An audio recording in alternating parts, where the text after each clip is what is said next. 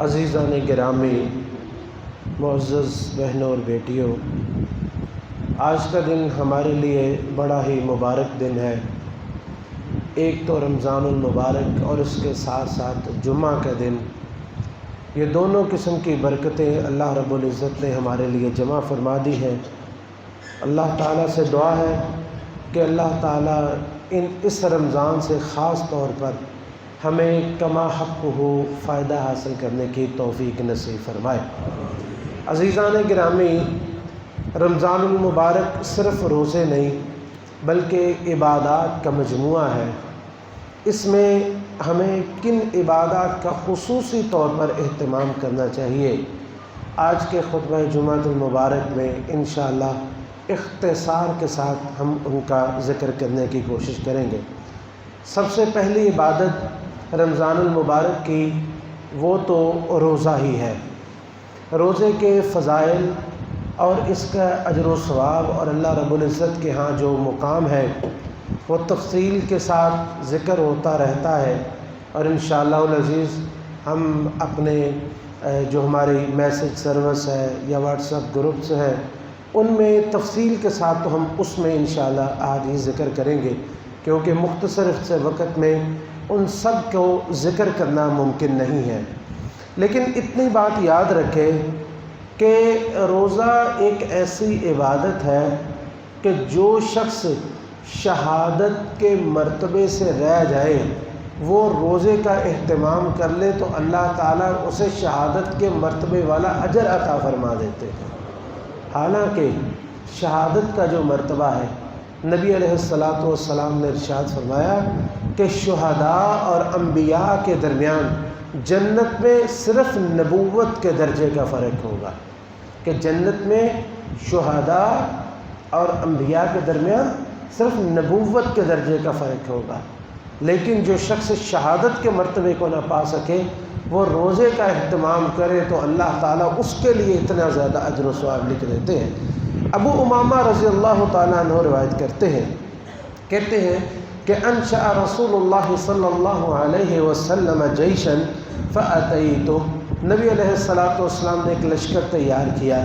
میں بھی آ گیا آپ کے پاس۔ میں نے کہا جی میں نے بھی جانا ہے، آپ نے مجھے بھی اجازت دے دی۔ میں نے کہا یا رسول اللہ صلی اللہ علیہ وسلم ادعو اللہ لی الشہادہ، اللہ سے دعا کیجئے میں جا رہا ہوں تو واپس نہ ہوں، اللہ مجھے شہادت نصیب کرتا ہے۔ آپ نے فرمایا اللہم سلمہم وغنمہم، اللہ ان کو سلامت رکھنا اور غنیمتوں سے نوازنا۔ کہتے ہم گئے، آپ کی دعا اللہ نے قبول فرمائی، ہم صحیح سلامت واپس بھی آئے، غنیمتیں لے کے لوٹے۔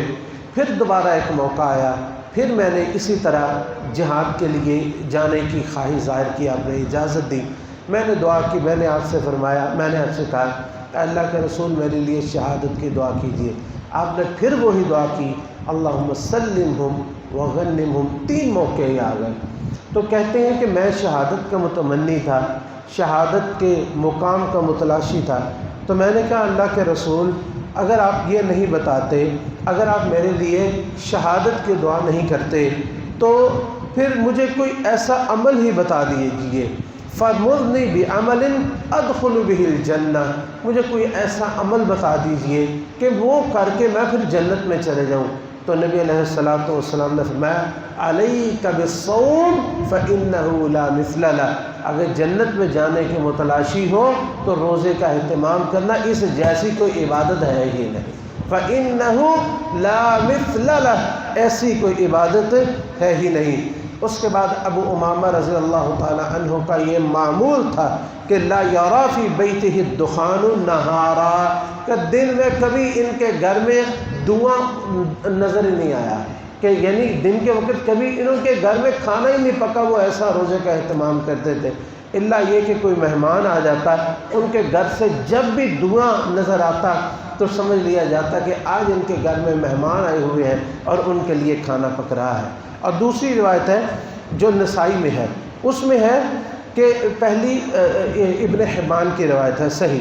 اور دوسری ترمذی میں ہے کہ اس میں کہتے ہیں کہ انہ سأل ای العمل افضل، اللہ کے رسول بھی مجھے بتا دیجئے کہ شہادت کی دعا نہیں کرتے تو کون سا عمل سب سے بہتر ہے، کون سا عمل بہتر افضل ہے؟ آپ نے فرمایا علیک بالصوم فإنہ لا عدل لہ، روزہ رکھو، ایسا کوئی بھی عمل نہیں ہے۔ اور تیسری روایت ہے کہ اس میں پوچھتے ہیں کہ مذنی بعمل ینفعنی اللہ بہ، کہ مجھے ایسے کام کے بارے میں بتا دیجئے پھر جس سے اللہ مجھے بہت ہی فائدہ دے۔ آپ نے فرمایا علیک بالصیام فإنہ لا مثل لہ، اور چوتھی روایت ہے دلنی علی عمل ادخل بہ الجنہ، مجھے ایسے کام کے بارے میں بتا دیجئے پھر کہ جب شہادت کی دعا نہیں کرتے میں وہ کروں تو اللہ مجھے جنت دے دے۔ تو پھر آپ نے فرمایا علیک بالصوم، کہ تم روزے کا اہتمام کرنا، اللہ تعالیٰ کے ہاں یہ افضل عمل بھی ہے، یہ جنت میں لے جانے والا بھی ہے، اور یہ شہادت کے مقام پہ بھی پہنچا دینے والا ہے۔ عزیزان گرامی، روزے کے جو فضائل ہیں وہ تو بے شمار ہیں، لیکن آپ روزے کی کہ جو آپ نے فرمایا نا کہ فإنہ لا مثل لہ، ایسی کوئی بھی عبادت نہیں ہے، اس کا اندازہ آپ اس بات سے بھی کر سکتے ہیں کہ اللہ تعالیٰ نے اس کا اجر اپنے پاس چھپا کے رکھ لیا، اور یہ بھی نہیں کہ کوئی کہے، کوئی سوچے بھی اس کا اجر کتنا ہوگا، 5 گنا 10 گنا 20 30 گنا 100 گنا مل جائے گا، نہیں، جب اس کا اجر جب چھپایا گیا تو اس کی وضاحت بھی کر دی گئی۔ وضاحت کیا کی کہ نبی علیہ السلام نے ارشاد فرمایا ہر ابن آدم کا عمل ہے اس کا اجر 10 گنا سے لے کے الی 700 ضعف، 10 گنا سے لے کے 700 گنا تک اجر ملتے ہیں انسان کو اس کے عمل کے، لیکن روزہ ان سب سے مستثنا ہے۔ فَإِنَّهُ لِي وَأَنَا أَجْزِي بِهِ، یہ عمل میرے لیے ہے، خالص میرے لیے ہے، اس لیے اس کا عمل میں خود ہی دوں گا۔ جب 700 گنا بتا دیا کہ ہر عمل جو کیا جاتا ہے اس کا اجر 10 سے لے کے 700 گنا تک ہے، تو اس کا مطلب یہ ہے کہ روزے کا اجر 700 گنا کے بعد شروع ہوگا۔ روزے کا عمل جو ہے اس کا اجر 700 گنا کے بعد ہوگا، اور اس کے لیے قیامت والے دن اللہ تعالیٰ نے بھی جنت کا دروازہ بھی الگ ہی رکھ دیا باقیوں سے منفرد، یقال لہ الریان، یہ ریان ہے، اس سے صرف روزے دار داخل ہوں گے۔ جس وقت روزے دار داخل ہو جائیں گے پھر جنت کی یہ جو جنت کا یہ حصہ ہے اس حصے کا دروازہ جو ہے وہ بند کر دیا جائے گا۔ عزیزان گرامی، روزہ جہاں خود ایک عمل ہے وہاں یہ دوسرے برے اعمال کا کفارہ بھی ہے، دوسرے برے اعمال کا کفارہ بھی ہے۔ سب سے پہلے تو یہ ہے کہ یہ دوسرے برے اعمال کو روکتا بھی ہے، کہ جس سے نبی علیہ الصلوۃ والسلام نے فرمایا کہ جب کسی کا روزہ ہو تو فلا یرفث ولا یسخب، وہ شور و غل نہ کرے، بری باتیں نہ کرے، اگر کوئی اس سے لڑائی کرے تو اسے کہے فإنی صائم، بھائی میرا روزہ ہے، یا وہ اپنے آپ کو کہے کہ انی صائم، کے بندے تو نے روزہ رکھا ہوا ہے، تو ان جاہلوں کی طرح شور و غل نہ کر اور تو صبر کر اور اس کا جواب نہ دے۔ تو یہ روزے دار جو ہے وہ اس کا روزہ نہ صرف اس کے لیے اجر و ثواب ہے بلکہ گناہوں سے ڈھال بھی ہے، جیسے نبی صلی اللہ علیہ وسلم نے فرمایا کہ الصوم جنۃ، اور دوسری روایت میں ہے ایک تو ہے جنۃ یعنی کس سے ڈال ہے گناہوں سے، اور دوسرا فرمایا الصوم جنۃ من النار، کہ روزہ جو ہے وہ آگ سے ڈال بھی ہے، اور دنیا میں بھی یہ ڈال بنتا ہے کہ بہت سارے گناہ جب انسان کر بیٹھتا ہے تو ان گناہوں کا کفارہ روزے سے پورا ہوتا ہے۔ جیسے اللہ رب العزت نے مثال کے طور پر حج کے بارے میں فرمایا، بہت ساری مثالیں ہیں، کوئی بھی عمل آپ دیکھ لیں گے،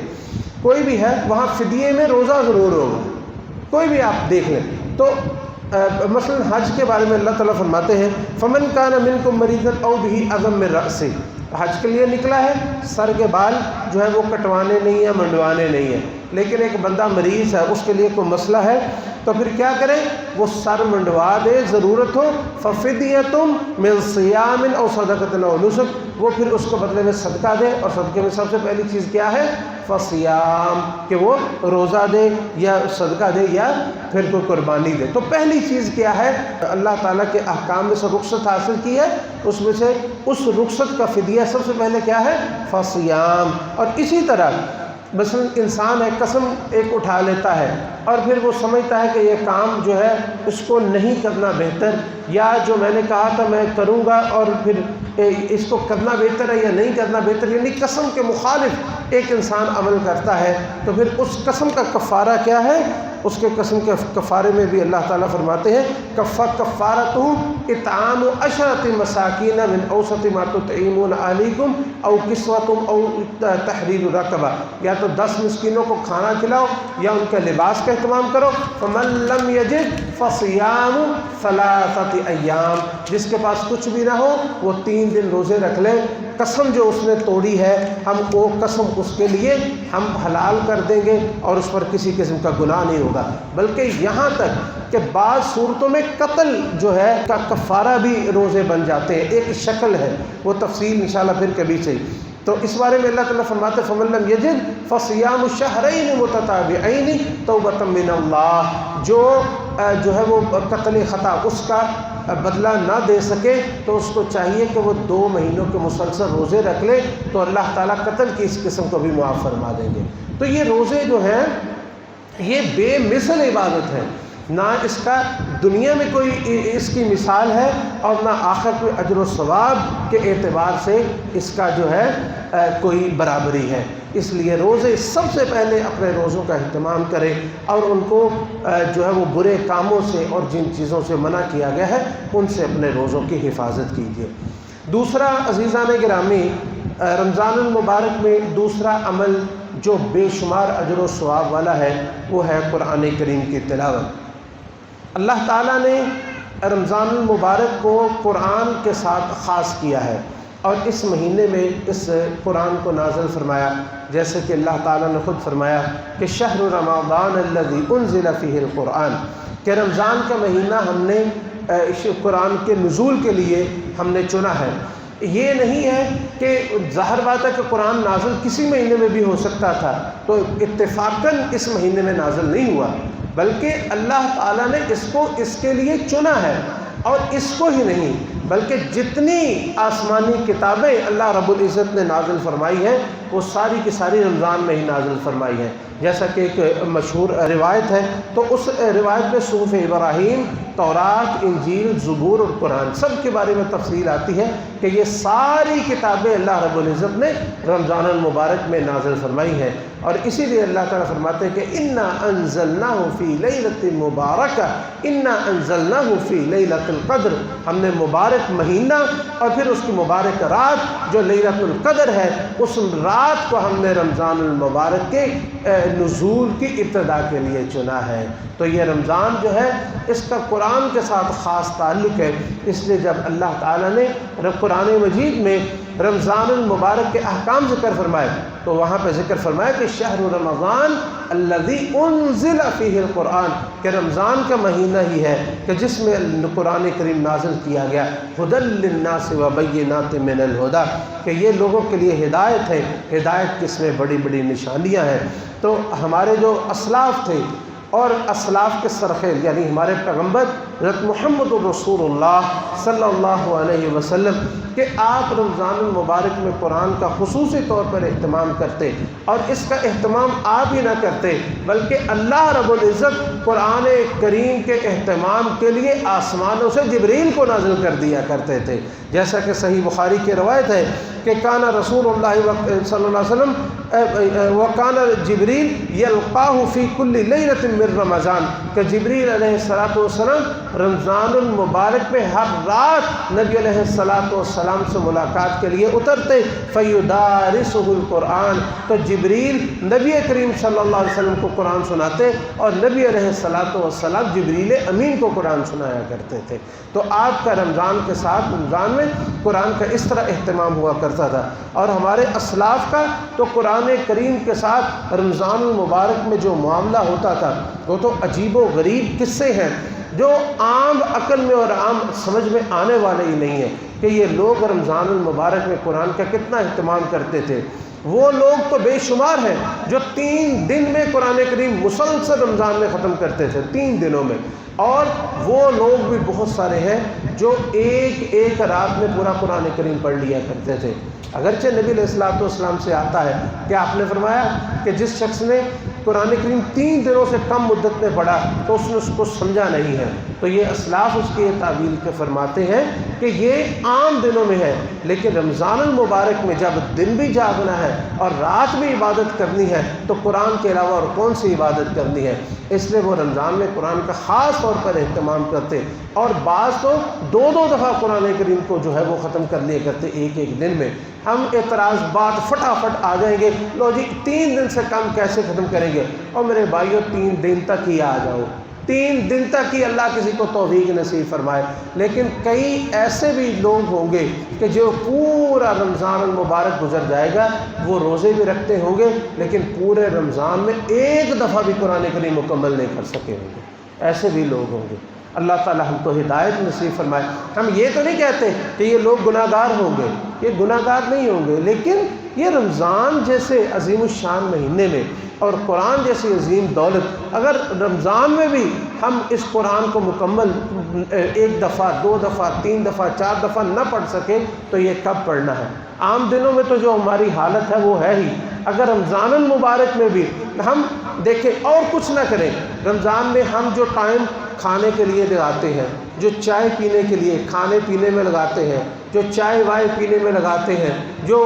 صبح چلو وہی وقت ہم نکال کے قرآن کو دے دیں تو کتنا قرآن ہم پڑھ سکتے ہیں؟ 15 سے 20 منٹ ایک سپارے میں عام انسان 20 منٹ میں پڑھ لیتا ہے، اگر کوئی زیادہ سست پڑھے گا تو 25 منٹ پڑھ لے گا۔ ایک سپارہ جو ہے وہ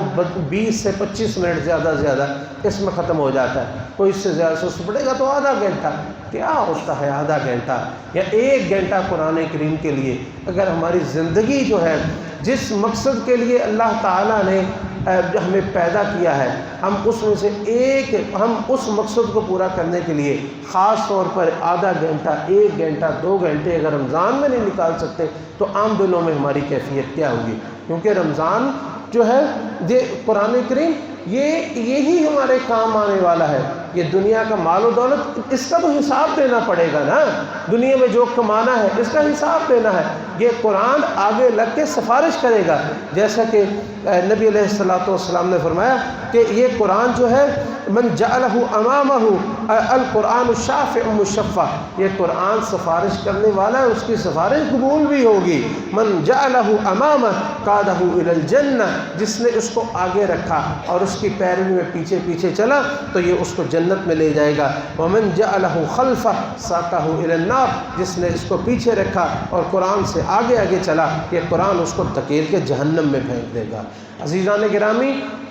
جب رمضان المبارک میں روزہ اور قرآن اکٹھے ہو جائیں تو پھر برکتیں کیسی نازل ہوتی ہیں اور کیا کیا مناظر نبی علیہ الصلوۃ والسلام نے ارشاد فرمایا کہ الصیام والقرآن یشفعان للعبد یوم القیامہ، جب یہ روزے اور قرآن اکٹھے ہو جاتے ہیں تو قیامت والے دن پھر سفارش کرنے کے لیے بھی یہ اکٹھے آئیں گے۔ ایک طرف سے روزہ بولے گا، یقول، کیا کہے گا؟ یا رب منعتہ الطعام والشہوات بالنہار فشفنی فیہ، اے رب، اے میرے خالق، اے میرے مالک، میں نے اس بندے کو تیری وجہ سے، یہ بندہ دن میں کھانے پینے سے رک گیا تھا تو میری سفارش ہی قبول کیجئے۔ یہ چپ کرے گا تو دوسری طرف سے قرآن بول پڑے گا، یا رب منعتہ النوم باللیل، اے اللہ، رات کو لوگ سوئے ہوئے تھے، یہ اٹھ کے تراویح میں مجھے میری تلاوت کر رہا تھا، اللہ میری سفارش قبول کیجئے۔ یہ روزہ اور قرآن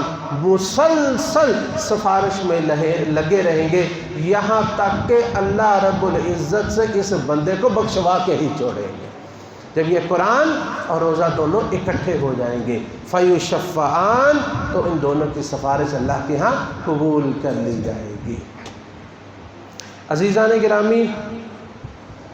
رمضان المبارک میں کرنے والا جو تیسرا کام ہے وہ ہے دعا کا اہتمام کرنا۔ دعا کا اہتمام کرنا، دعا جو ہے، اب دیکھیں کہ رمضان کا دعا کے ساتھ کیا تعلق ہے۔ اللہ رب العزت نے ایک ہی اسلوب میں ایک ہی جو ہے وہ تسلسل کے ساتھ رمضان المبارک کے احکام بیان فرمائے،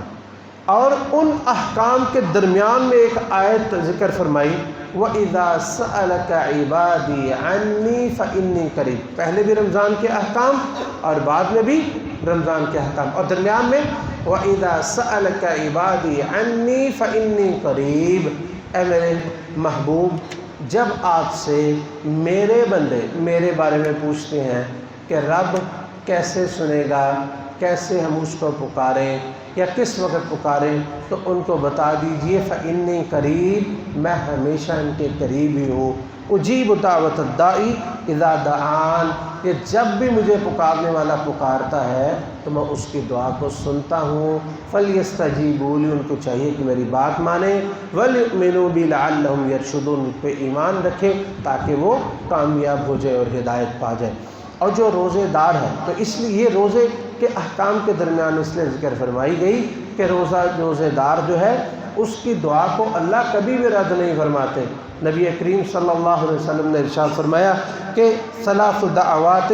لا ترد، تین دعائیں ایسی ہیں کہ جو رد نہیں ہوتی، ان میں سے پہلی دعوت الصائم، وہ روزے دار کی دعا ہے، وہ دعوت المظلوم و دعوت المسافر، دوسری مظلوم و تیسری مسافر کی ہے۔ اگر کوئی شخص رمضان المبارک میں سفر پہ نکلا ہو اور پھر وہ دعا کرے تو دعا اللہ ویسے قبول فرماتا، وہ سفر میں ہے پھر قبول فرمائے گا، دوسرا سبب ہو گیا، اور اگر وہ روزے دار ہے تو پھر تو کیا بات ہے جی، تو اس کے لیے کتنے اسباب جو ہیں وہ دعا کی قبولیت کے ہو جاتے ہیں۔ عزیزان گرامی، رمضان المبارک میں انسان جس وقت بھی اللہ سے دعا کرتا ہے اللہ تعالیٰ اس کی دعاؤں کو سنتا ہے، لیکن بعض دفعہ ایک وقت میں دعا کی قبولیت کے کئی اسباب جمع ہو جاتے ہیں۔ مثال کے طور پر سحری کا جو وقت ہے، سحری کا وقت، یہ عام طور پر یہ ہمارا جو ہے وہ نیند میں ہوتا ہے کہ جو نمازی بھی ہیں وہ عام طور پر نماز کے لیے جو ہے وہ اٹھتے، اللہ جسے اللہ توفیق نصیب فرمائے وہ سحری میں عام دنوں میں اٹھتا ہے، ورنہ فجر کے لیے اٹھتے ہیں۔ تو یہ رمضان المبارک کی برکت ہے کہ سارے روزے دار جو ہے وہ سحری کے وقت میں اٹھ رہے ہوتے ہیں، اور یہ وہ وقت ہے کہ جس کے بارے میں نبی علیہ السلام نے ارشاد فرمایا کہ اذا کان ثلث اللیل الاخیر، جب رات کا آخری تہائی حصہ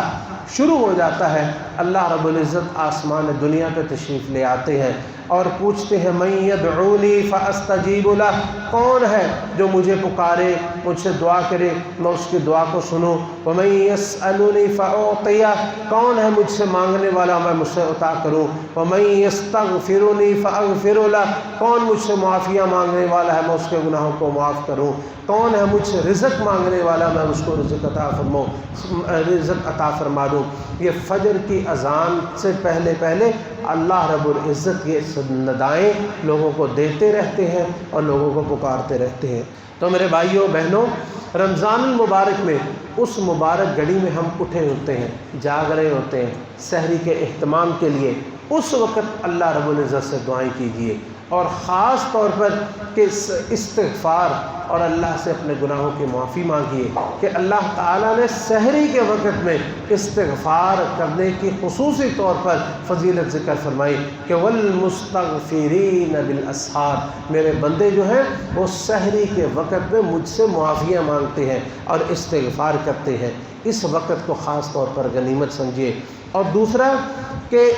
دن اور رات میں کسی وقت میں وہ دعا ہو سکتی ہے، لیکن خاص طور پر جو افطاری کا وقت ہے اس کے بارے میں نبی علیہ السلام نے فرمایا ان للہ تعالی عند کل فطر عتقاء من النار وذلک فی کل لیلہ، ہر رات جب چھاتی ہے یعنی کہ رات کا جب وقت ہوتا ہے اور افطاری کا وقت ہوتا ہے، کتنے ہی لوگوں کو اللہ رب العزت جہنم کی آگ سے آزاد فرما دیتے ہیں۔ تو افطاری کے وقت میں صحابہ کرام بعض ان کا یہ معمول تھا، وہ اکٹھے ہو افطاری میں بیٹھتے، بچوں کو بھی بٹھاتے اور اپنے گھر والوں کو بھی، اور اللہ رب العزت سے دعا کیا کرتے تھے۔ ہمارے افطاری کے وقت میں وقت پڑا ہوتا ہے اور سموسے کدھر گئے ہیں اور پکوڑے لاؤ اور شربت ٹھنڈا نہیں ہے، یہ ہمیں اس وقت بھی کھانے پینے کی حالانکہ سارا کچھ آ جانا ہوتا ہے، اس وقت بھی انہی کی فکر پڑی ہوتی ہے۔ افطاری کے وقت میں خاص طور پر کچھ وقت پہلے بیٹھ کے اللہ رب العزت العزت سے دعائیں کیجیے، اور خاص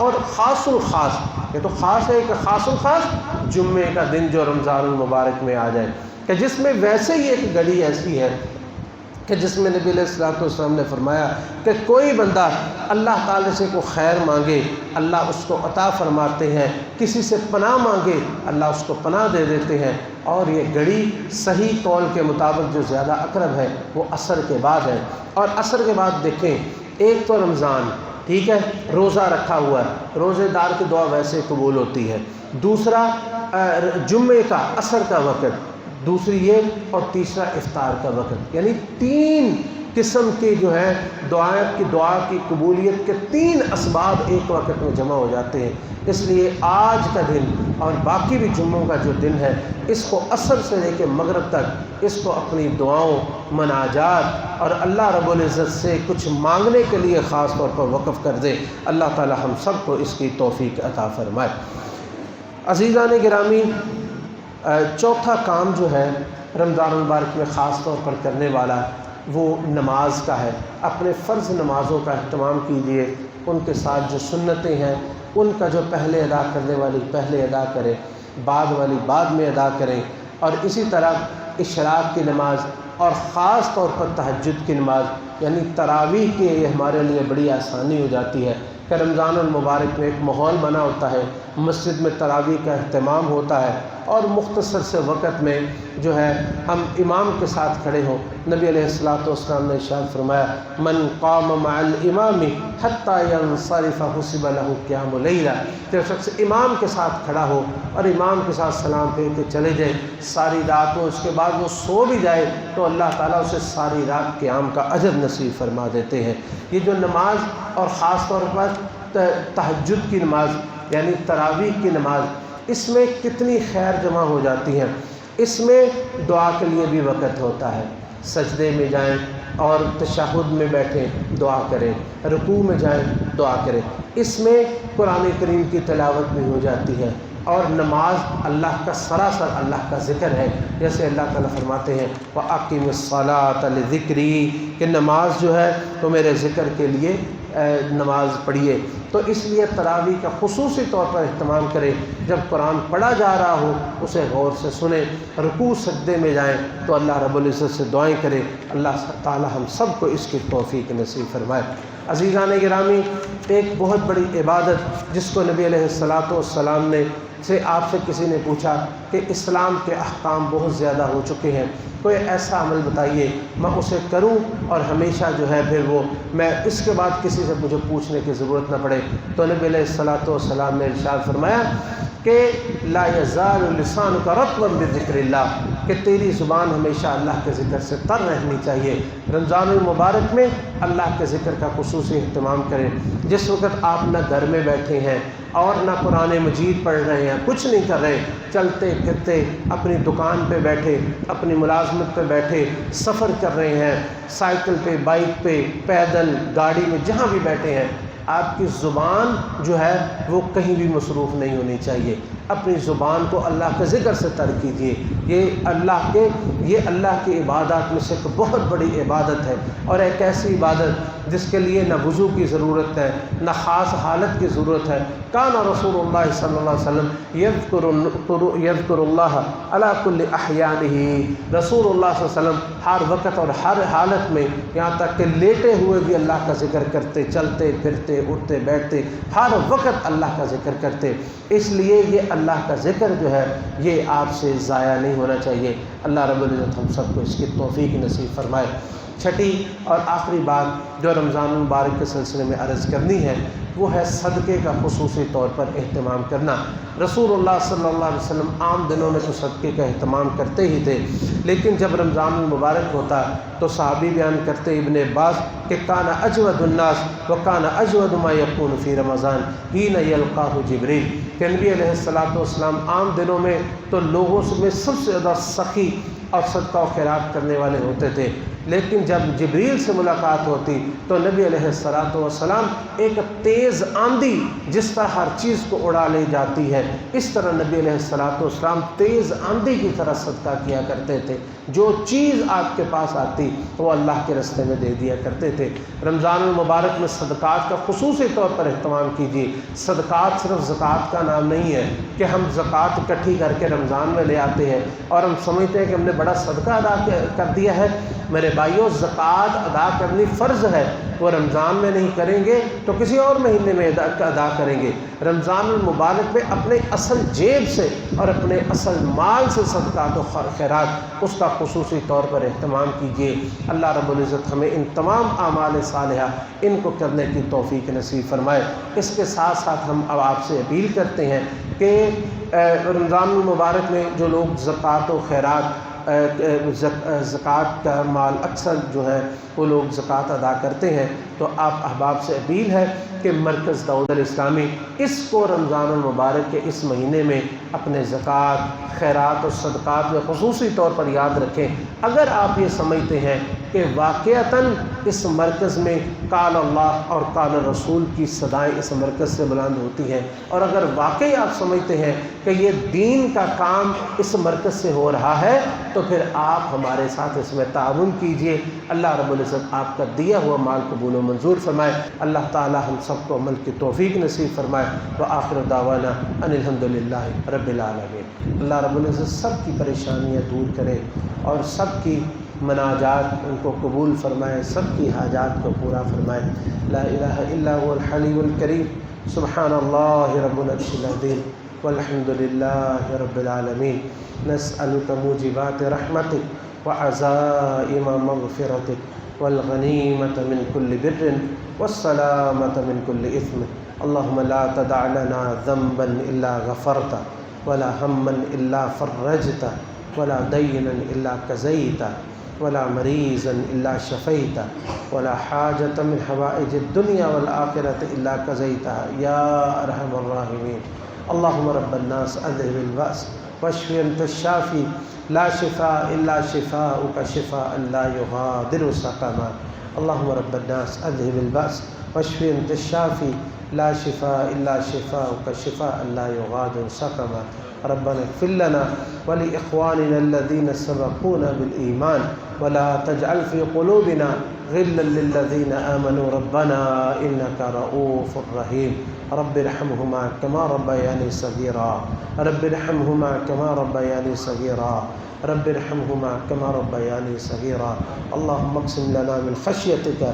ما تحول به بيننا وبين معصيتك، ومن طاعتك ما تبلغنا به جنتك، ومن اليقين ما تهون علينا مصيبات الدنيا۔ اللهم متعنا بأسمائنا وأبصارنا وقواتنا أبدا ما أحييتنا، واجعله الوارث منا، واجعل ثأرنا على من ظلمنا، ولا تجعل مصيبتنا في ديننا، ولا تجعل الدنيا أكبر همنا ولا مبلغ علمنا، ولا تسلط علينا بذنوبنا من لا يخافك فينا ولا يرحمنا۔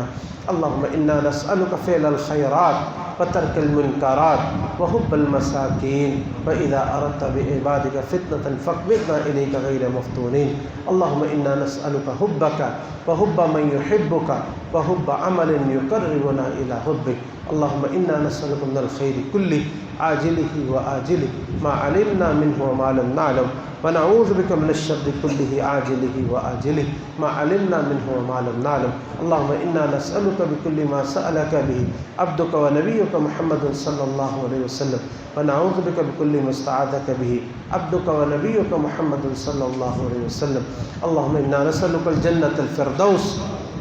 اللهم إنا نسألك الجنة الفردوس، اللهم إنا نسألك الجنة الفردوس وما قرب إليها من قول وعمل، ونعوذ بك من النار وما قرب إليها من قول وعمل۔ اللہ ہمارے بیماروں کو صحت تندرستی عطا فرما۔ اللہ جو لوگ گھروں میں، ہسپتالوں میں جہاں بھی بیمار ہیں ان کی بیماری کو عافیت اور صحت میں بدل دے۔ اللہ جو لوگ اس دنیا سے چلے گئے ہیں ان کو معاف کر دے، ان کے درجات کو بلند کر دے، ان کے گناہوں کو معاف فرما، ان کے حسنات کو قبول و منظور فرما، ان کی سیئات سے تجاوز فرما۔ اللہ جب تک زندگی ہے تیرے دین کے مطابق گزارتے رہے، جب موت آئے تو زبان سے کلمہ لا الہ الا اللہ جاری فرمانا، اور روزے کہ اللہ ہمیں قیامت کی سختیوں سے محفوظ فرمانا، قبر کے عذاب اور قبر کی سختیوں سے محفوظ فرمانا، موت کی تنگیوں سے محفوظ فرمانا، روز قیامت اپنے پیغمبر کے حوض کوثر سے پانی نصیب فرمانا، اپنا سایہ نصیب فرمانا۔ اللہ انبیاء، شہداء اور صلحاء کے ساتھ ہم سب کو جنت الفردوس میں جمع فرما دینا۔ اللہ جو لوگ اولاد کی نعمت سے محروم ہیں، اللہ ان کو مالا مال کر دے، اللہ ان کی جھولیوں کو بھر دے۔ اللہ جو بچوں کے خواہش مند ہیں، بیٹوں کے خواہش مند انہیں بیٹے عطا فرما، اللہ جو بیٹیوں کے خواہش مند انہیں بیٹیاں عطا فرما، اللہ جن کو اولاد نصیب فرمائی انہیں ہدایت نصیب فرما، انہیں دین پہ کاربند فرما، انہیں سیدھے رستے پہ چلا۔ اللہ جن کے بچے اور بچیاں جوان ہیں ان کے لیے نکاح اور شادی کے اچھے اسباب مہیا فرما۔ اللہ اس رمضان المبارک میں کو ہمارے لیے ایسا بنا دے کہ اللہ ہم تجھے پسند آ جائے۔ اللہ ہمیں اس رمضان المبارک میں اپنے آپ کو راضی کرنے کی توفیق نصیب فرما، ایسا قیام، ایسا روزہ، ایسے صدقات نصیب فرما اللہ جو تجھے پسند آ جائے، جس سے تو راضی ہو جائے۔ اللہم صلی علی محمد وعلی آل محمد کما صلیت علی ابراہیم وعلی آل ابراہیم انک حمید مجید۔ اللہم بارک علی محمد وعلی آل محمد کما بارکت علی ابراہیم وعلی آل ابراہیم انک حمید مجید۔